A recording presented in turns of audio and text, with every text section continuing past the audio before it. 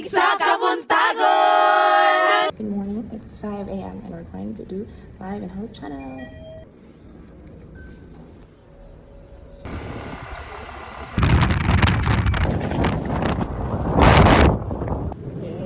Abot na mi, let's go. So, ay hananin na dere guys, before ka maabot sa studio, kay pa-exercise son sa ka.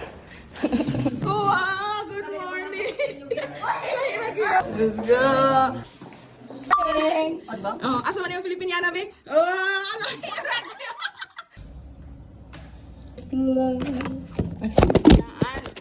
Morning, mga kagrasya!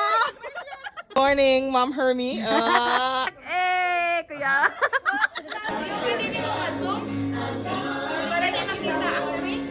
Happy Sabbath with Jesus, mga kapaglaong! And welcome to Pagdaig sa Kabuntagon! Yes, tinawag ka na kapag-lamjay. And yes, when Paul said, Christ has set us free, ang pasabot niya is free na kita gikan sa balaod nga nagdemand of perfect obedience.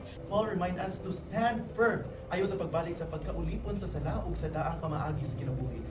Oh, money kinahimo if wala na naka-live. So,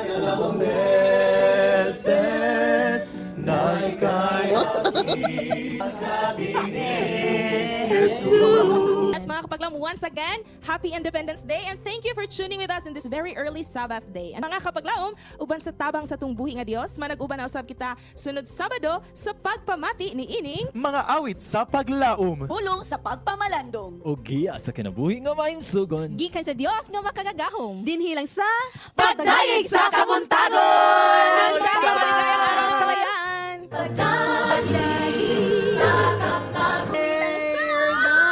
Dinihilang sa Happy Independence Day sa mga katong mga wala pa ibugan sa dayong celebration oy.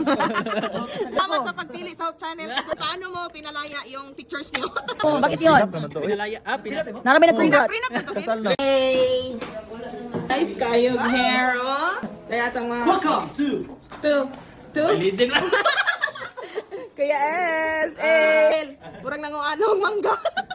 Asik sa akong best friend or from Pagdaig sa Kabuntagan to Let's Pray Pilipinas. Yay! Salamat! Murag dili man mo ang sudan kahapon.